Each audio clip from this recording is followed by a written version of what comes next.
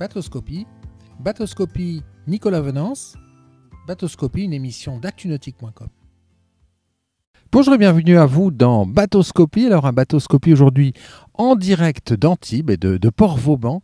Un Bateauscopie avec un gros scoop aujourd'hui, puisque je vous propose d'être les tout premiers à découvrir le tout nouveau Bali 4.6 qui a été présenté la semaine dernière au Salon international du nautisme de Gênes et qui est cette semaine à Antibes dans le cadre des Journées Bali, organisées par LB Yachting, le concessionnaire des Alpes-Maritimes de la marque française de catamaran. Alors ce que je vous propose, c'est de rejoindre tout de suite Boris Compagnon, directeur commercial et marketing de Bali, pour nous présenter ce modèle. Boris, bonjour. Bonjour Nicolas. Alors Boris, waouh, cette année, les nouveautés s'enchaînent sur un train d'enfer chez Bali. Oui, effectivement, cette année a été propice au lancement de plusieurs nouveaux modèles.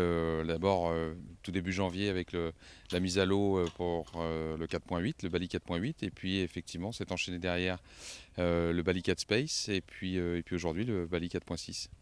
Alors, le Bali 4.6, il se positionne comment dans la gamme Bali ?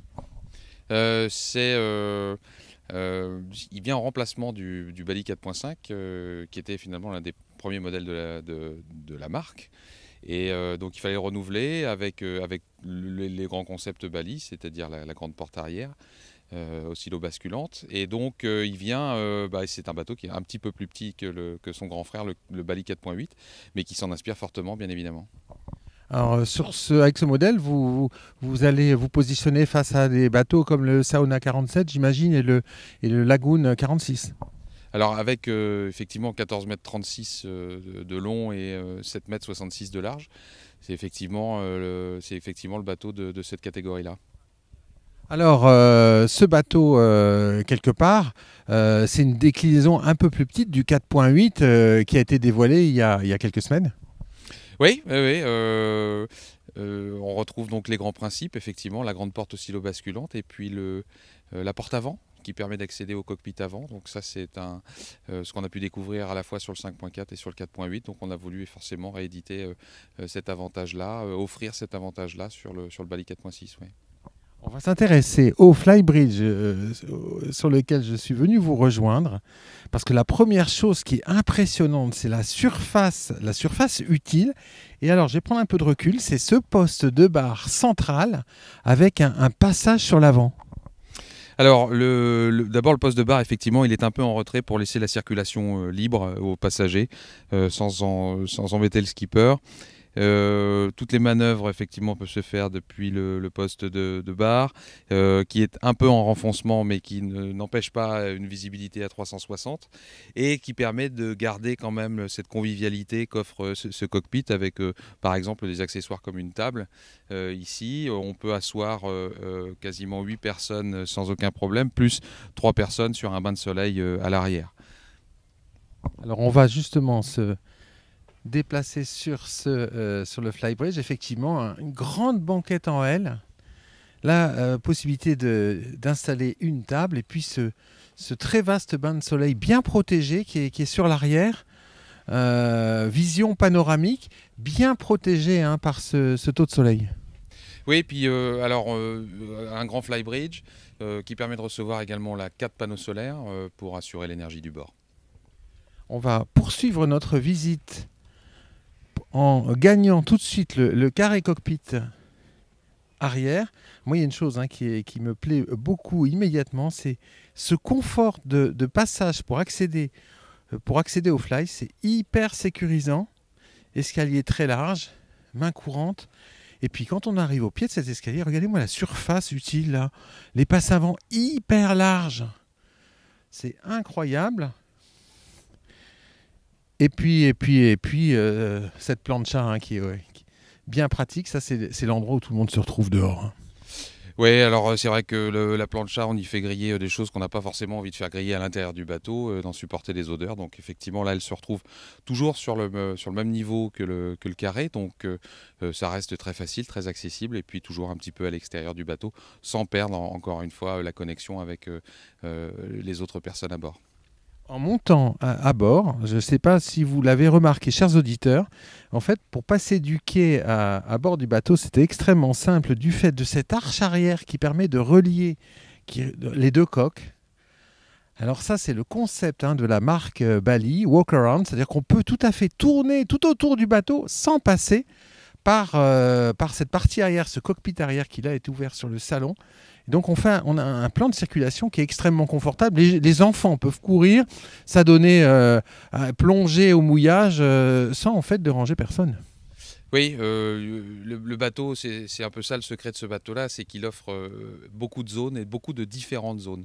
Donc on peut être nombreux à bord sans jamais se gêner. Alors c'est forcément dû déjà à l'aspect du catamaran lui-même, qui effectivement est une énorme plateforme, donc c'est très pratique. Mais effectivement, le fait d'avoir à la fois un cockpit avant, à la fois un flybridge et un grand carré cockpit, plus cette plateforme arrière que vous venez de nous montrer, bah effectivement, ça offre beaucoup plus de zones que traditionnellement et donc beaucoup plus de confort, de circulation sans que personne se gêne. Si on prend un peu de recul par rapport à l'arrière du cockpit, j'ai l'impression que vous avez fait un travail sur la banquette arrière, plus profonde, plus large, plus vaste. C'est également une grande zone de confort. On n'est pas tout le temps dans le cockpit. Là, effectivement, on est sur l'arrière. On reste en connexion avec la mer, mais également en connexion avec le carré. Donc voilà, c'est un espace de circulation. C'est une zone qu'on utilise également à la sortie de la baignade. Donc il faut qu'elle soit sèche. On n'a pas forcément envie de rentrer dans le bateau quand on est mouillé. Donc voilà, c'est une première zone dont on peut profiter sans perturber l'intérieur du bateau.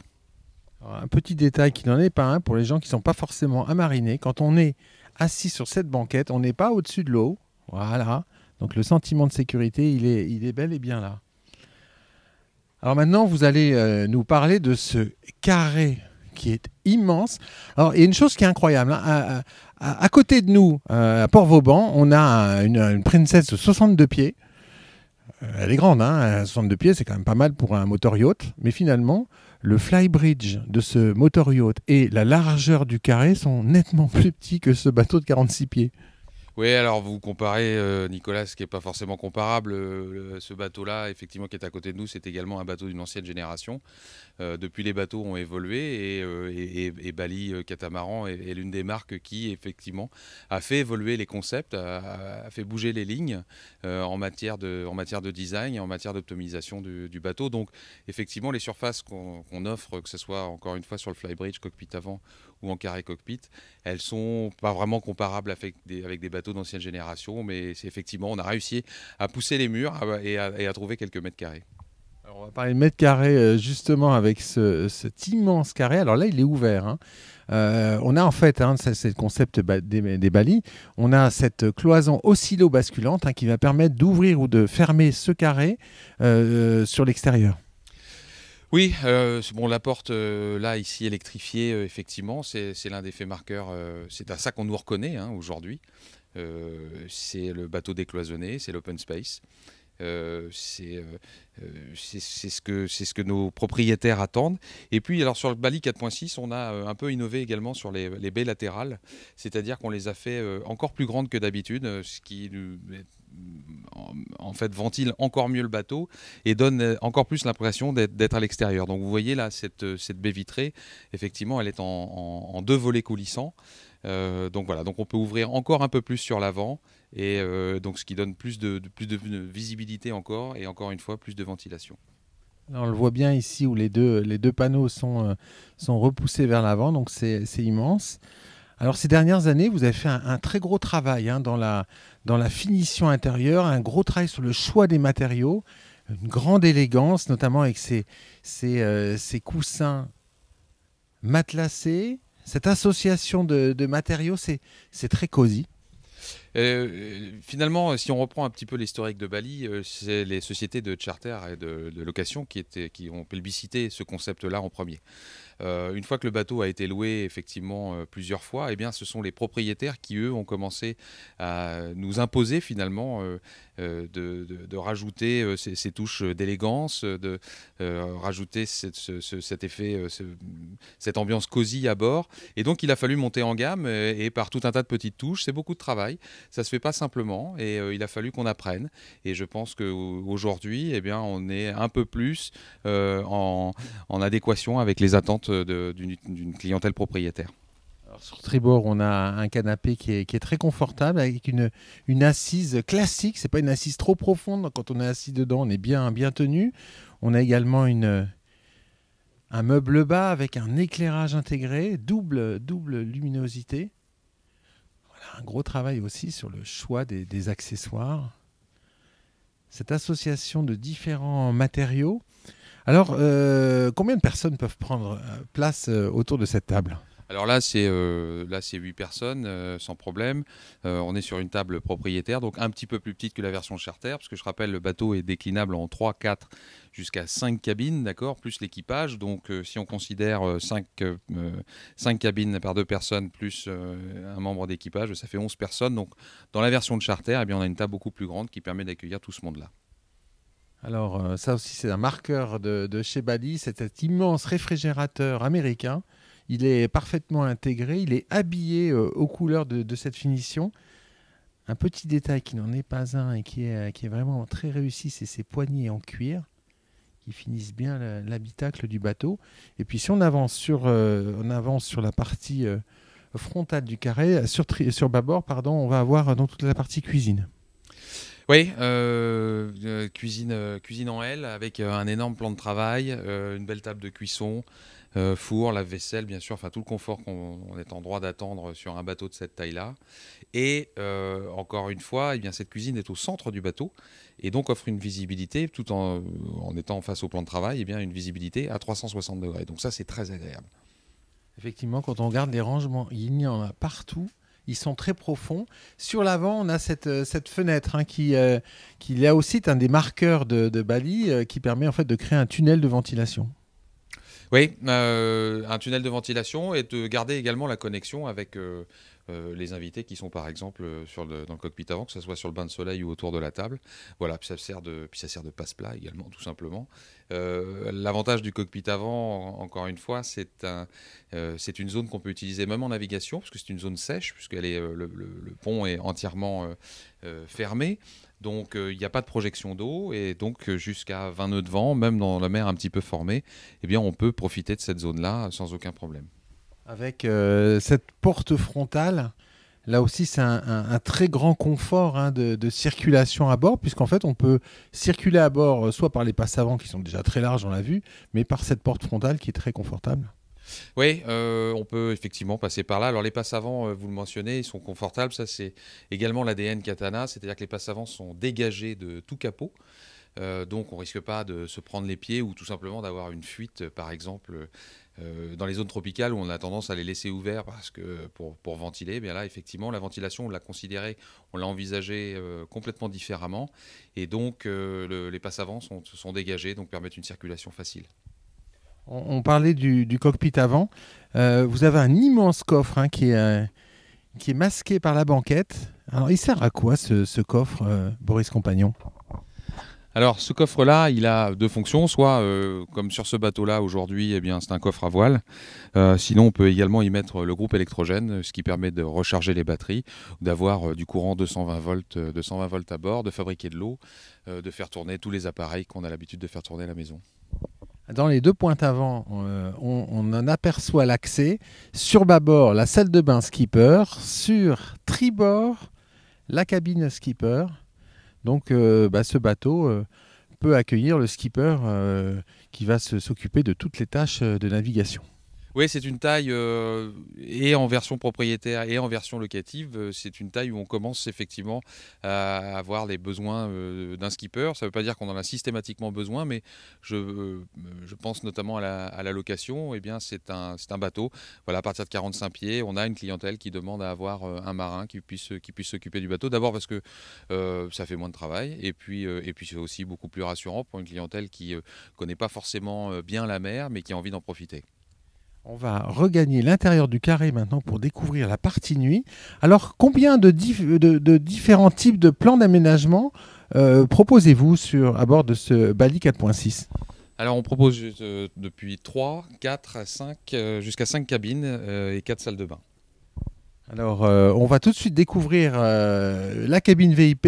Elle est située sur arrière-bâbord. On y accède par une porte extérieure. Et ce que je vous propose, c'est de m'y faufiler pour découvrir cette cabine qui bénéficie d'une très grande luminosité. Bon, on est un couple avec un motorio, donc on ne peut pas bénéficier de la fenêtre latérale. Mais avec cette grande porte vitrée arrière, voilà, on comprend tout l'intérêt de cette cabine, beaucoup d'intimité, de tranquillité. Oui, un lit de également 160 cm de large, donc un vrai lit digne de ce nom, beaucoup de rangements, que ce soit dans les équipés hauts ou sous le lit. Voilà, c'est un accès direct à la mer qui est très agréable, une belle ventilation, une visibilité sur l'eau avec la trappe de sécurité également, et sa propre douche et propre toilette. Voilà, donc en sortant de cette cabine, on va jeter un petit coup d'œil justement sur cette salle de bain. Vous allez nous ouvrir la porte pour qu'on puisse la découvrir. Voilà, et puis maintenant, on va regagner l'intérieur du carré pour découvrir la pièce majeure de ce bateau qui est en version propriétaire. Donc, il est en 4 cabines, dont la coque tribord affectée au propriétaire. Oui, c'est un bateau qui permet effectivement, comme je le disais tout à l'heure, soit d'avoir un skipper à bord, soit sinon effectivement d'être manœuvré par son propriétaire. Et pour un propriétaire qui souhaite passer beaucoup de temps à bord, eh bien, c'est bien de lui offrir le maximum de confort et notamment eh bien, un flotteur entier. Waouh! Là, il y a de la surface. Toujours cette très belle finition, cette association de matériaux, de différents types de matériaux, différentes couleurs, avec ce cuir sur les montants latéraux, ces inox, le tissu, la reprise de cuir au niveau de cette coiffeuse. Des touches particulières, effectivement, qu'on a voulu apporter sur une version propriétaire, qui sont dont les besoins sont effectivement un peu plus stricts qu'en version locative. Alors on va maintenant s'intéresser au lit. Alors il y a une chose qui est étonnante sur ce bateau. Bon, la taille du lit, on va dire que c'est classique pour un bateau de cette taille, mais c'est tout l'espace disponible au niveau du côté qui offre un énorme rangement, mais aussi un immense sentiment de volume. Oui, il y a beaucoup de place dans ce bateau. C'est important. C'est un bateau dans lequel on se sent bien, dans lequel voilà, on peut également accueillir du monde, mais tout en gardant son intimité. Et pour un bateau de cette taille-là, je pense que c'est important. On va s'intéresser aussi aux rangements, parce que les rangements, il y en a partout aussi, notamment sur l'intérieur de la coque. Oui, beaucoup de volume. Encore une fois, un propriétaire qui veut passer du temps à bord, eh bien, il a besoin de ranger ses affaires, parce que si on part longtemps, eh bien, effectivement, il faut avoir du volume de rangement. Et c'est un peu la course à la place également, sans trop charger le bateau, bien évidemment. On va maintenant partir sur l'avant en remarquant en fait ces trappes qui sont dans le plancher. Elles servent à quoi, Boris ? Alors ça, ce sont des trappes d'accès qui permettent l'accès à tout l'appareillage du bateau, en fait, hein, c'est-à-dire toute la technique, les pompes, les réservoirs, donc tout est facilement accessible, donc ça s'entretient facilement, et si ça s'entretient facilement, ça tombe pas en panne. Donc ça, c'est important, c'est quelque chose qu'on a voulu absolument, c'est garder l'accès technique au bateau, c'est parce que ça reste un bateau, ça reste un voilier, et avec effectivement tout un tas de techniques à bord. Alors, l'art des chantiers, c'est offrir de la technique tout en la cachant, parce qu'on n'a pas envie de vivre avec une pompe de cale, on n'a pas envie de vivre avec une pompe à eau de mer ou une pompe à eau douce. Voilà, il faut savoir les camoufler, mais les rendre également accessibles, parce que par définition, ce qui est mécanique, ça peut un jour peut-être tomber en panne.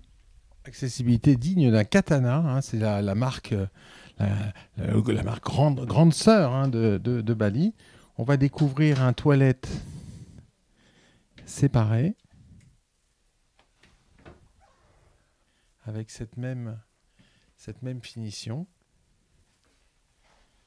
Et puis sur l'avant, la salle de bain qui reprend le même design en fait, le même design que dans la cabine. Oui, une continuité. Voilà, je pense que le diable se loge dans les détails, comme on dit, et donc là, effectivement, voilà, on essaye de faire attention à tous les détails, et c'est important d'avoir ce confort, cette harmonie dans une salle de bain, aussi bien que dans une cabine.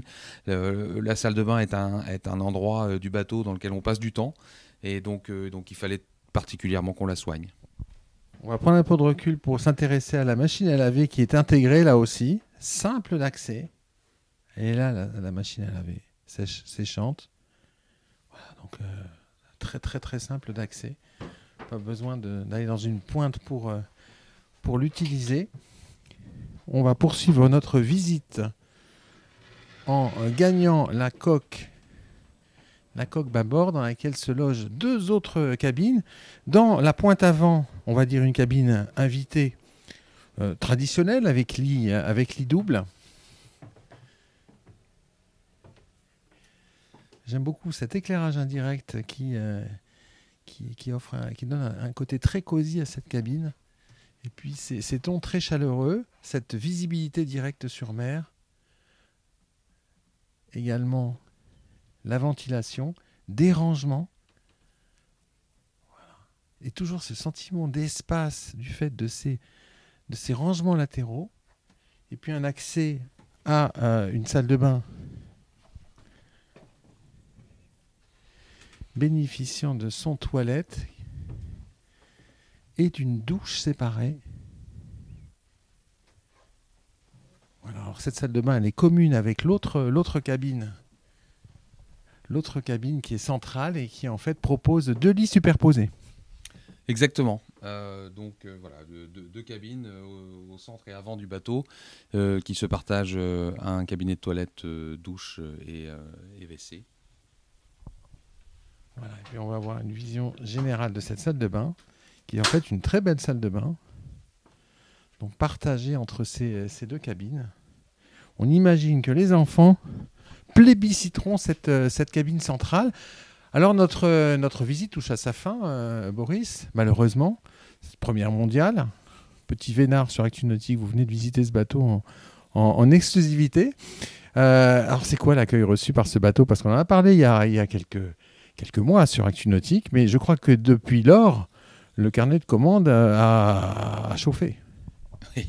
Alors, les premiers à s'engager ont forcément été les sociétés de location qui, sur plan, ont tout de suite accepté le bateau et qui nous ont confirmé que le bateau correspondait à leurs besoins. Donc ça, c'était déjà un premier pari gagné, parce qu'aujourd'hui, dans l'industrie du catamaran de grande série, comme Bali, eh bien, effectivement, les sociétés de location ont une grande part dans les choix qu'on peut faire, que ce soit en termes d'architecture, mais en termes de configuration.